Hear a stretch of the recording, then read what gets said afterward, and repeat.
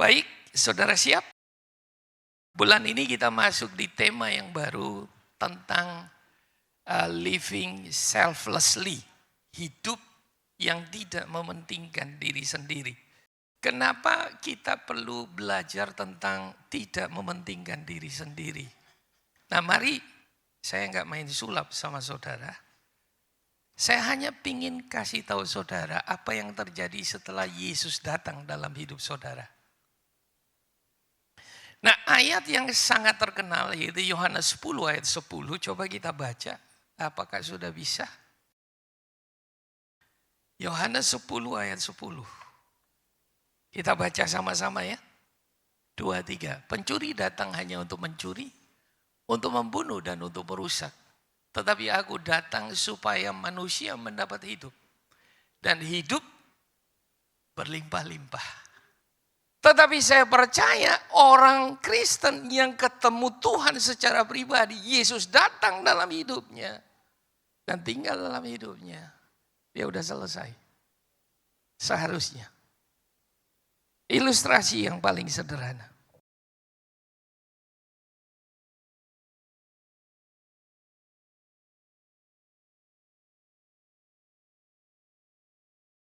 Lihat.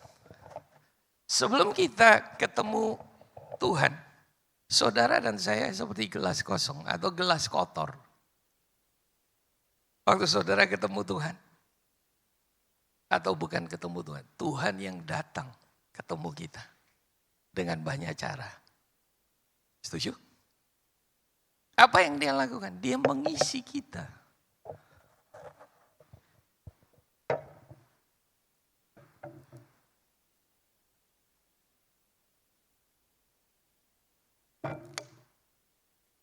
Ini udah penuh? Belum.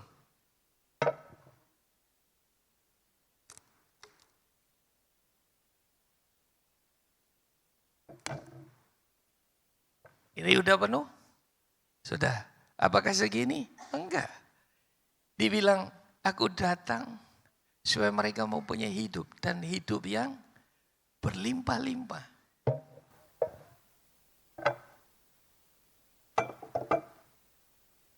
Dia akan mengisi kita sampai kita tumpah.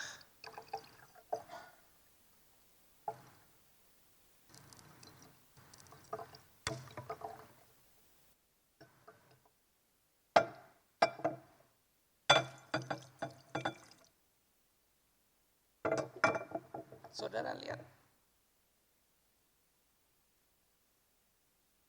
Ilustrasi tadi sederhana. Ketika kita diisi sampai berlimpah, artinya gini.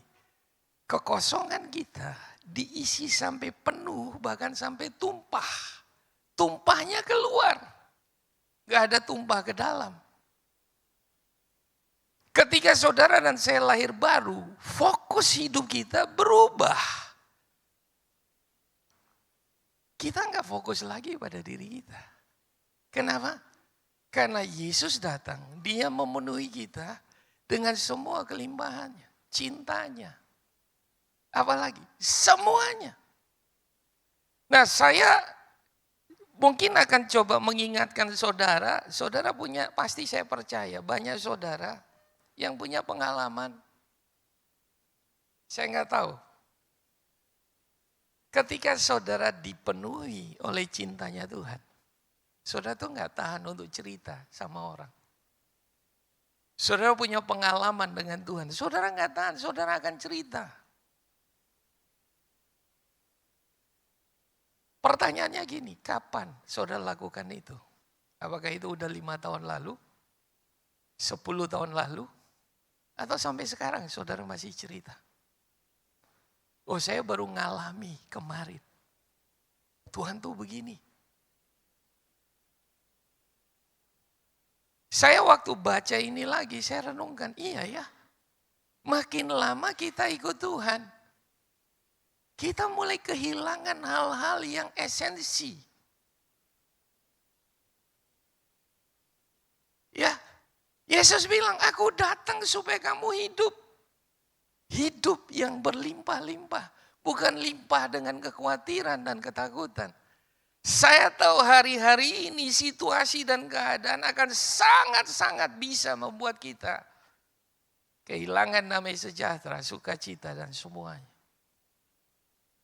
Tapi saya percaya, kenapa setiap pagi, setiap hari kita perlu datang sama Dia. Izinkan Dia memenuhi kita kembali sebelum kita keluar. Amin. Bukan sekedar saudara berdoa, bukan. Tetapi ketika saudara punya waktu teduh dengan Tuhan, di saat itu kita sedang belajar untuk minta, Tuhan, aku butuh Engkau untuk hari ini. Ya. Nah, saya baru akan mulai ini.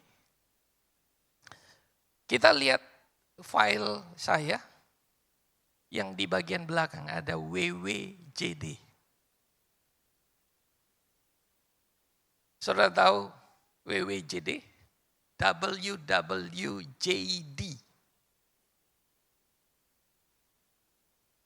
Siapa yang tahu? Katakan. Oke, enggak banyak. Biasanya generasi saya yang tahu. Ya. Kalau generasi di bawah biasanya udah lewat. Nah, saudara bisa search ini. Nah, tapi kita lihat dulu ayatnya. Galatia 2 ayat 20, salah satu ayat topik kita. Dikatakan begini, namun aku hidup tetapi bukan lagi aku sendiri yang hidup. Melainkan Kristus yang hidup di dalam aku. Apa yang Paulus ingin ngomong dari ayat ini? Ketika saudara dan saya lahir baru, terima Yesus sebagai Tuhan dan Juru Selamat. Dibilang ini, namun aku hidup, tetapi bukan lagi aku yang hidup. Terus siapa yang hidup? Dia bilang, Kristus yang hidup di dalam aku. Dengan kata lain, setelah kita lahir baru, bukan lagi kita yang pegang kendali. Tapi Tuhan yang pegang kendali dalam hidup kita. Bukan lagi mau-maunya kita, bukan. Tapi Tuhan punya kemauan. Makanya tadi kita waktu nyanyi ayat tadi bejanamu itu di bait ketika muncul pikiranku, kehendakku, kuserahkan kepadamu. Itu enggak gampang.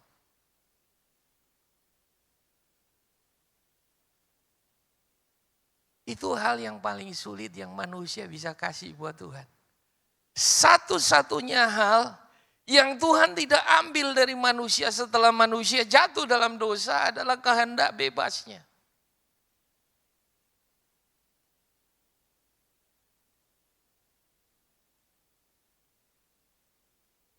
Dan Tuhan mau kita dengan kehendak bebas kita ketika kita lahir baru kita datang dan kita bilang Tuhan.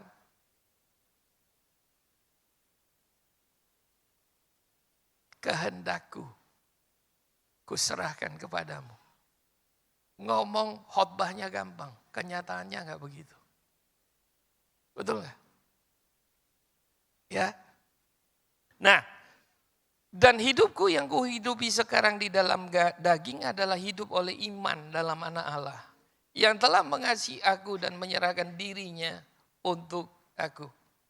Saudara hidup oleh iman, bukan hidup oleh perbuatan. Jangan lupa apalagi hari-hari ini. Ketika situasi makin sulit, keadaan real. Itu akan selalu jadi challenge buat kita. Apakah kita lebih percaya pada kenyataan atau percaya pada perkataan Tuhan, perkataan firman. Ya. Nah, frasa what will Jesus do menjadi sangat populer di Amerika pada awal abad ke-20. Nah, nanti saudara bisa baca, bisa cari juga.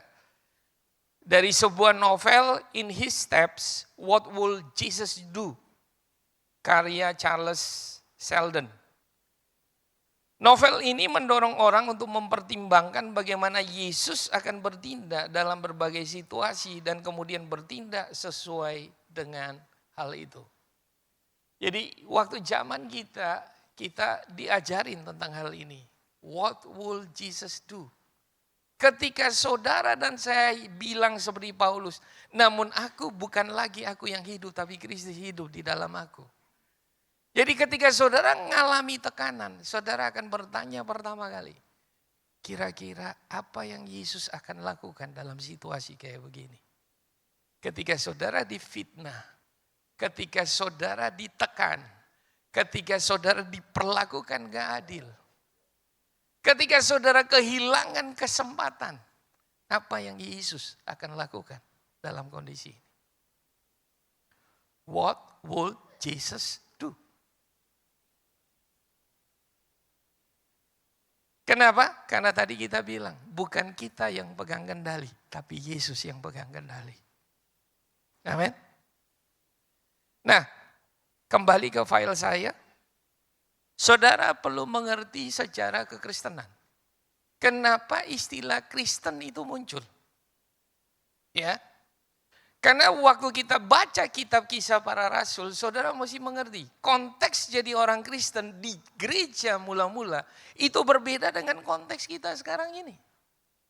Kita jadi Kristen atau jadi agama apapun udah gak ada masalah. Jadi Kristen udah gak ada masalah. Saudara mau hari ini Kristen, besok ganti agama, gak ada masalah. Tapi zaman itu jadi Kristen, itu bukan main-main. Nah, kita perlu kembali ke sejarahnya supaya kita tahu. Sebutan Kristen pertama kali muncul di Antioquia. Dan itu diberikan oleh orang-orang yang di luar kekristenan. Di luar pengikut Kristus. Jadi ceritanya gini. Ketika murid-murid Yesus kumpul di loteng, lalu Roh Kudus dicurahkan. Ya. Dan setelah itu Petrus berkhotbah, 3.000 orang bertobat. Lalu mulailah ada kegerakan. Nah, orang-orang ini mereka sebagai pengikut Kristus, mereka hidup, cara hidupnya beda dengan orang-orang saat itu. Nah, sehingga kemanapun mereka pergi, mereka sangat mudah diidentifikasi. Dan salah satu yang paling menonjol adalah mereka hidup tidak mementingkan diri sendiri. Karena Alkitab bilang, setiap hari mereka berkumpul bersama. Ini bukan orang gak ada kerjaan terus main pindah-pindah rumah kumpul-kumpul. Bukan. Bukan itu maksudnya. Mereka kumpul, mereka berfellowship, membangun iman satu sama lain. Ingat dulu mereka dianiaya. Karena itu mereka harus sering berkumpul untuk menguatkan satu dengan yang lain. Kita enggak kumpulnya apa gitu ya. Sini enggak sih, di luar banyak. Saya percaya Komsel Rock Timika kalau kumpul itu kayak jemaat mula-mula. Saling membangun, saling mendorong, saling mendoakan. Amin. Amin. Yang hanya kumpul basa-basi lewat. Kasih tahu sebelah, jangan kumpul basa-basi ya.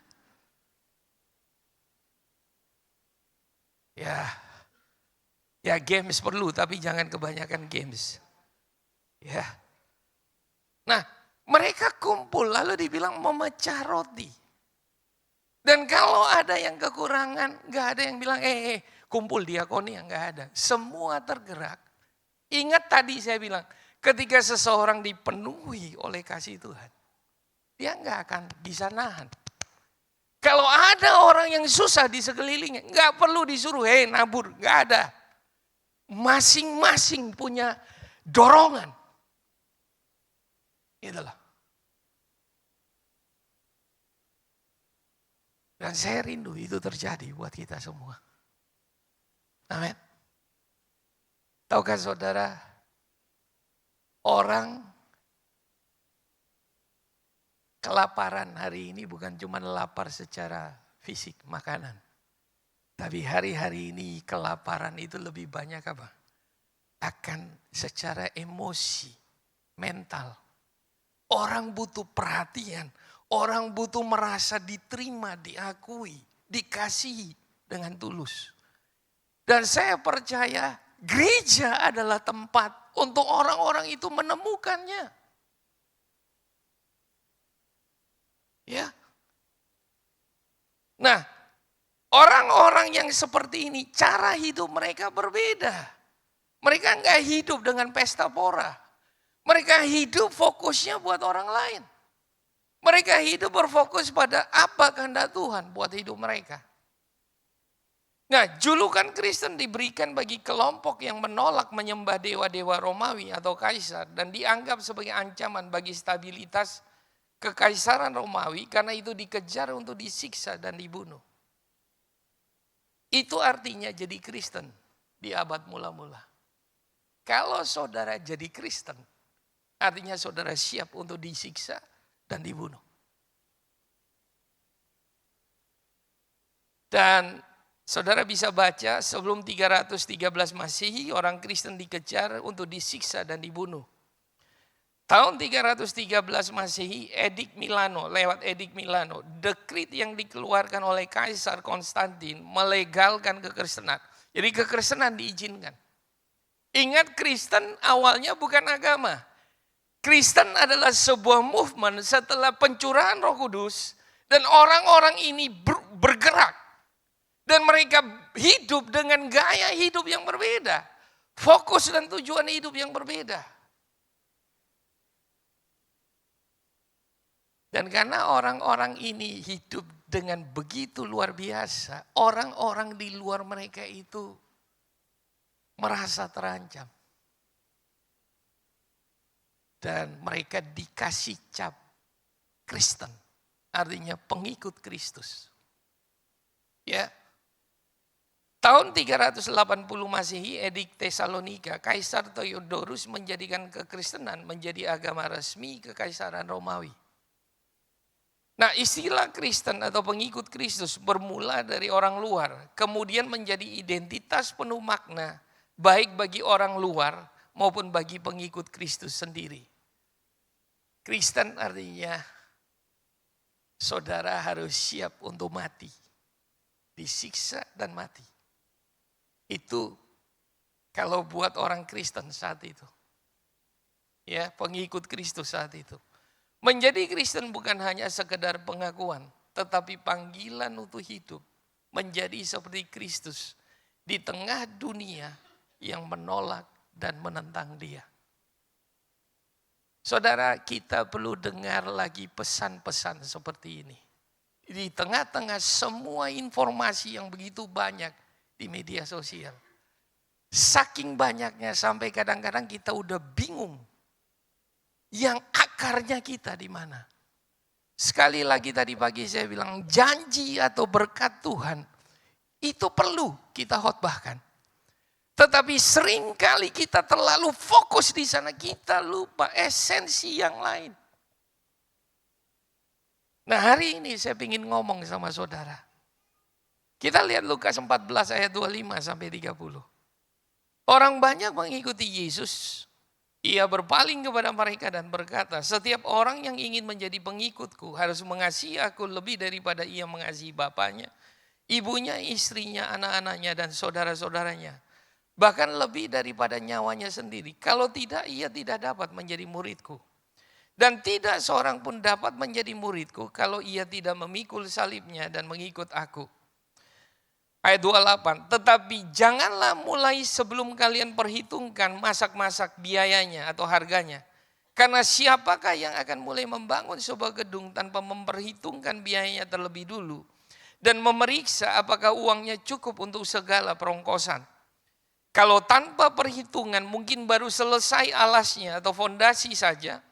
Ia sudah kehabisan uang lalu semua orang akan menertawakan dia.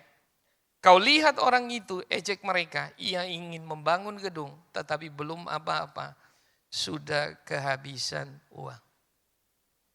Hal ini yang saya ingin ngomong sama saudara, ternyata Yesus itu dengan kita, dia tidak ingin menjebak kita.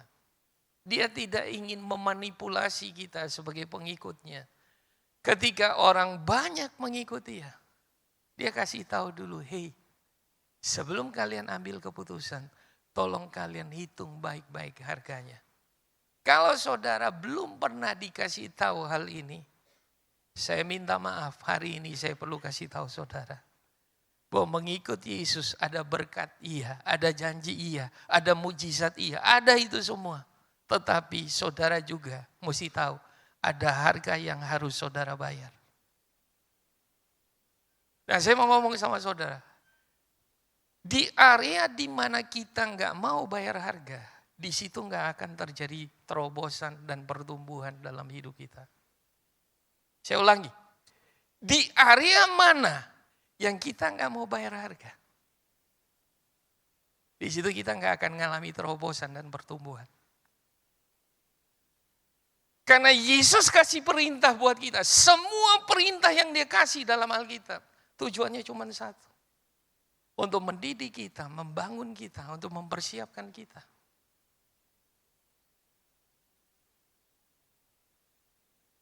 Amin. Jujur, di area mana yang saya belum mau bayar harga, di situ saya nggak bertumbuh. Nah, di situ saya punya masalah. Contoh yang paling sederhana tadi pagi saya sampaikan. Kalau saudara punya masalah kesehatan, kalau saudara mau keluar dari situ, saudara harus bayar harganya. Entah uang, entah kedisiplinan, macam-macam.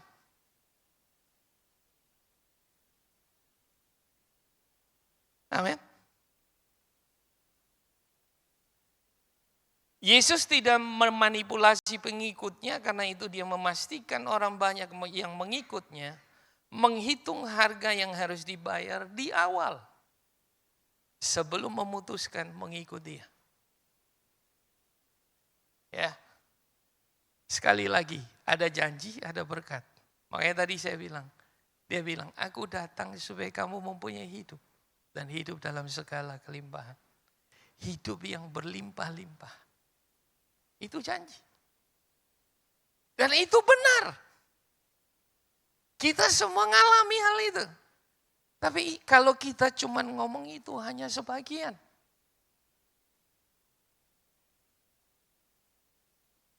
Amin. Dalam ayat yang ke-26 dia bilang, setiap orang yang ingin menjadi pengikutku harus mengasihi aku lebih daripada mengasihi bapaknya, ibunya, istrinya, anak-anaknya, dan saudara-saudaranya, bahkan lebih daripada nyawanya sendiri. Kalau tidak, ia tidak dapat menjadi muridku. Tahukah saudara, salah satu harga yang cukup berat adalah masalah kedekatan kita. Kedekatan emosional. Dia bilang, kalau kamu enggak mengasihi aku lebih daripada istrimu atau suamimu. Artinya apa? Ketaatan kita pada Tuhan harus lebih besar daripada kedekatan kita pada pasangan kita, pada anak kita.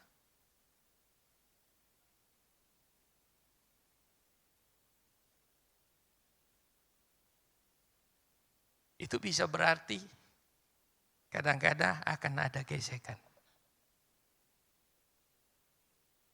Bapak-bapak ketika salah, istrinya akan bilang, hei, kamu salah. Harusnya kamu enggak begini. Firman Tuhan ngomongnya begini. Kalau suaminya belum dalam Tuhan, dia langsung, siapa kamu? Tapi saudara, saya enggak ngajarin saudara untuk datang dan marah-marah kepada pasangan, enggak.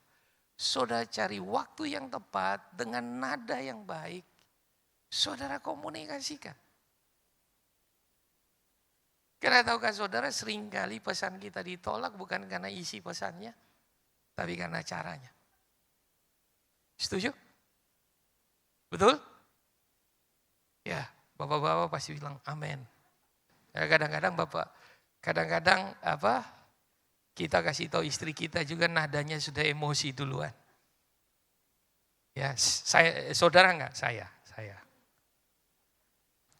Ketaatan pada Tuhan harus melebihi kedekatan kita dengan sesama. Ini saya mau ngomong tentang teman. Hai teman. Ya, kalau orang sini bilang meno. Artinya sobat. Saudara, kadangkala seringkali kita harus berhadapan. Saudara, saya ingat dulu sebelum saya bertobat, saya punya teman 3. Kita berempat ini suka kemana-mana sama-sama. Bolos kuliah juga sama-sama, saudara tahu. Dan dari 4, yang 3 termasuk saya, kita hanya pergi ke kampus kalau mau ujian. Sisanya titip, absen. Teman, kita dulu sebelum bertobat, begini saudara. Bisa main catur dari pagi sampai sore saudara. Main biliar. Udahlah. Cuman ketika saya bertobat, saya lahir baru, saya tahu. Kedekatan saya tidak boleh mempengaruhi hubungan saya dengan Tuhan. Awal-awal setelah saya bertobat, saya masih mencoba untuk tetap berteman. Tapi setelah dari waktu ke waktu, saya lihat, nggak bisa. Bukan berarti kita jadi musuhan, enggak. Kita tetap berteman. Malah yang salah satu teman saya akhirnya kos di samping saya. Dari awal nggak rajin ke gereja, akhirnya dia ikut saya ke gereja. Tapi saya tahu, kedekatan saya dengan teman-teman saya tidak mempengaruhi hubungan saya dengan Tuhan. Saya yang harus mutusin. Nah, seringkali kita dalam kehidupan, dalam pergaulan, kita udah lahir baru pelayanan. Kita ngumpul sama teman-teman kita. Di sini nggak ada, di sana banyak. Kita kumpul. Teman kita ini suka bersaing. Si ini beli ini. Yang satunya nggak mau kalah, beli lagi yang lebih. Beli lagi. Dulu kalau kita belum bertobat, kita juga. Tapi waktu saudara lahir baru, kayak di dalam saudara berubah. Ingat, saudara bukan lagi gelas yang kosong, botol kosong. Dengan bersaing itu nggak akan ngisi hidup saudara. Kristus yang mengisi hidup saudara dengan kasih. Saudara nggak perlu bersaing lagi. Dan saudara tahu bagaimana saudara harus menempatkan diri. Amin. Kalau saudara nggak bisa menasihati mereka untuk berubah, saudara yang harus keluar dari. Tapi mau keluar Pak, berat. Betul? Betul? Itu harga yang harus kita bayar. Amin. Yang berikut. Matius 16 ayat 24. Lalu Yesus berkata kepada murid-muridnya, setiap orang yang mau mengikut aku, ia harus menyangkal dirinya, memikul salibnya dan mengikut aku. Setiap orang artinya enggak ada pengecualian. Sekali lagi tadi saya bilang, kalau kita mau terus bertumbuh dan mengalami terobosan, kita harus mau bayar harganya. Di area di mana kita nggak mau bayar harga, di situ kita nggak bertumbuh dan kita nggak akan mengalami kemenangan atau terobosan. Setiap orang yang mau mengikut aku, ia harus. Artinya itu bukan pilihan.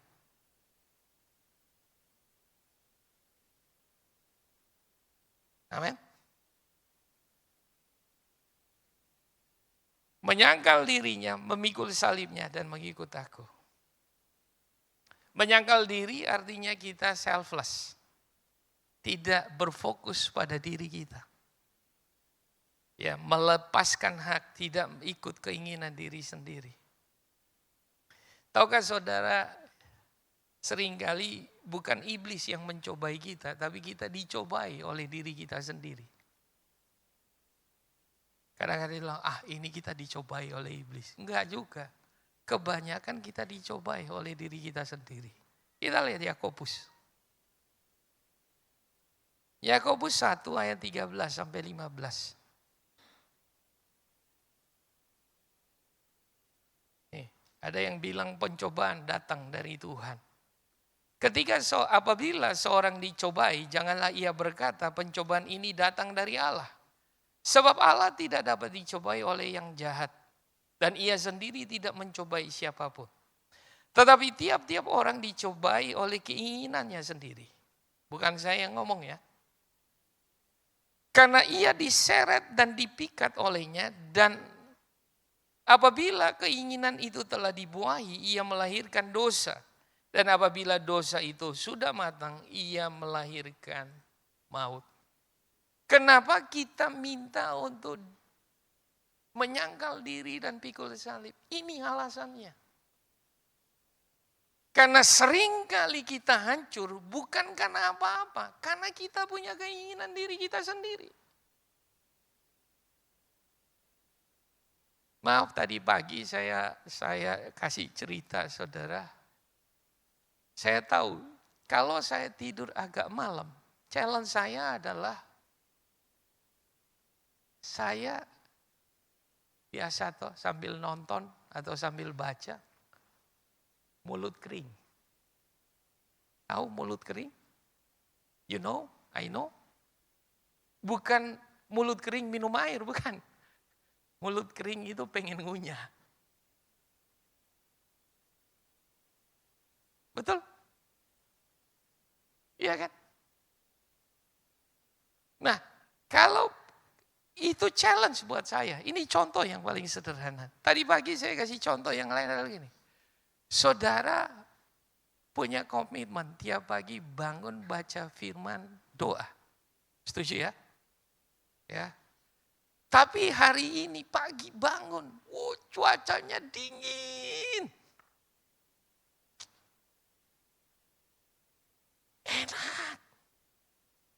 Saudara mau bangun rasanya gimana?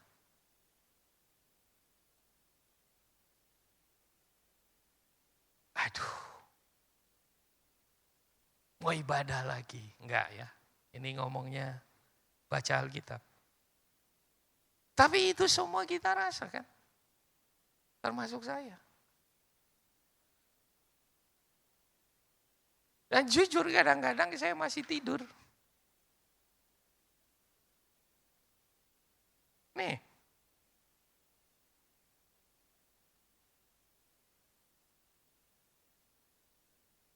Tapi kita belajar sama-sama. Karena saya sadari gini, di area di mana kita nggak mau bayar harga, di situ terus kita akan bergumul. Amin. Nah, kita belajar bahwa dalam 1 Yohanes 2 ayat 16 dibilang mengasihi dunia dan mengasihi Bapa. Ini dua hal yang tidak bisa ada gray zone-nya. Ya, karena dibilang ini, barang siapa mengasihi dunia, kasih akan Bapa itu enggak ada dalam dia. Ya. Dan dibilang mengasihi dunia itu ada 3. Keinginan daging, keinginan mata, dan keangkuhan hidup.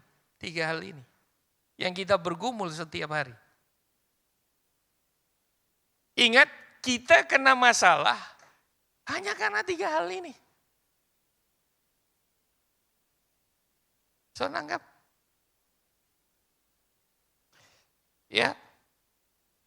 Apa itu keinginan daging? Nafsu atau dorongan dari sifat manusia dosa kita. Saudara lahir baru, penuh Roh Kudus, tapi saudara masih tinggal pada tubuh daging saudara. Oke? Nah, itu yang kita belajar untuk menyangkal. Karena dalam daging ini ada keinginan. Ya, keinginan untuk marah, keinginan untuk makan. Ya kayak tadi. Mulut apa? Mulut kering. Ya. Ini contoh-contoh yang sederhana. Ya. Ada orang yang nyalip depan kita langsung. Ya. Keinginan mata, apa yang dilihat sering membuat tergoda untuk berbuat dosa. Mata yang tidak dijaga bisa buat hati jatuh. Saya nggak percaya, ini barang ini loh, bikin mata kita kemana-mana. Saudara nggak percaya, saya tahu di sini banyak suka es yang warna merah. Kan kalau saudara luang terus mulai buka, set, set, set. Gitu. Terus saudara lihat ada satu barang.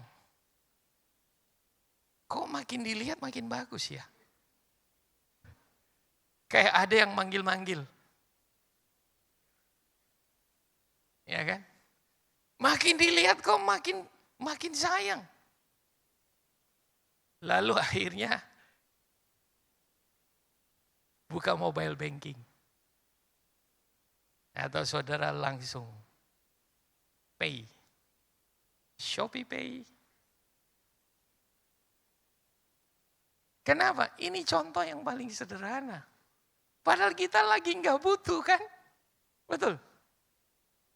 Bersyukur kalau saudara nggak punya masalah keuangan. Kalau saudara lagi punya masalah keuangan dan saudara punya habit kayak begini, itu bikin saudara tambah tenggelam.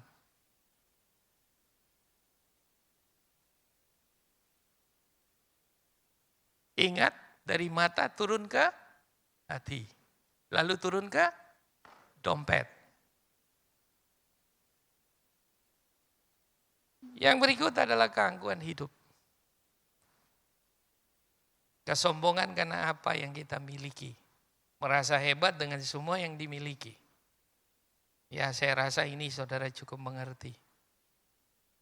Ya, nah ini yang terakhir mungkin ya. Untuk kita bisa menyangkal diri, pikul salib, gak bisa pakai kekuatan kita. Saudara coba saja. Makanya kenapa kita perlu punya hubungan setiap hari dengan Tuhan.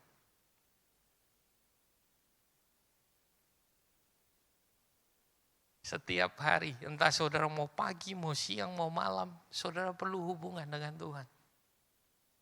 Saudara, HP ini, dia harus dicolok. Betul ya? Baterainya kan punya kapasitas. Begitu kapasitasnya habis, dia harus dicas. Sama, saudara dan saya perlu dicas.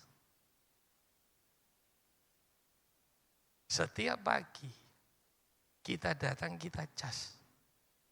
Tetapi kamu akan menerima kuasa kalau Roh Kudus turun ke atas kamu dan kamu akan menjadi saksiku di Yerusalem.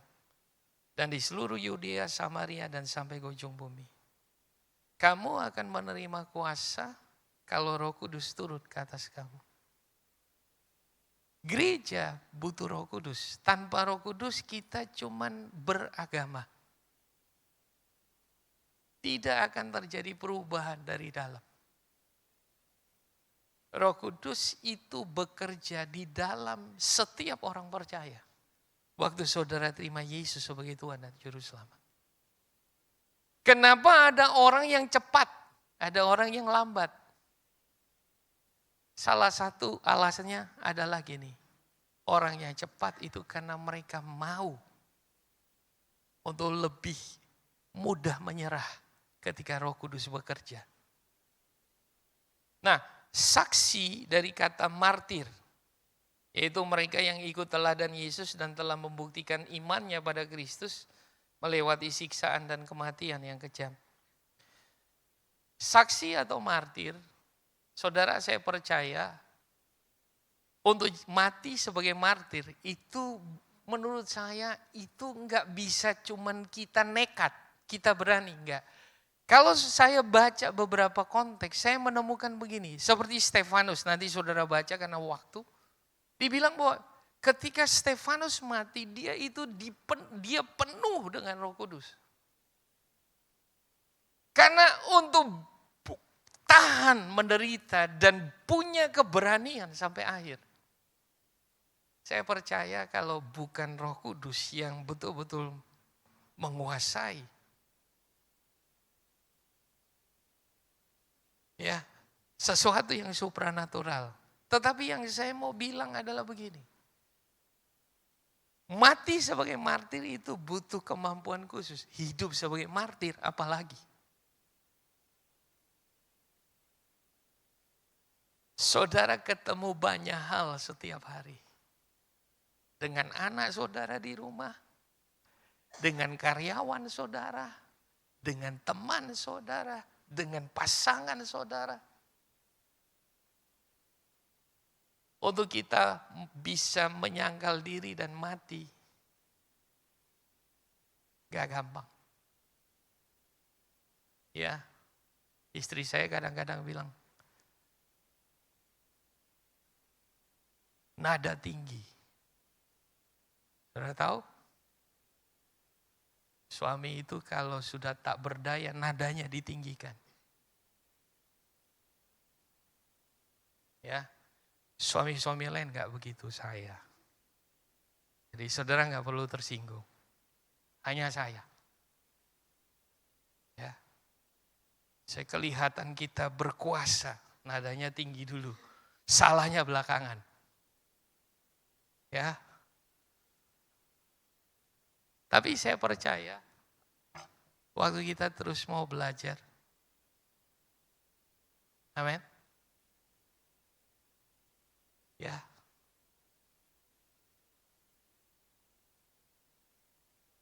Saya selesai.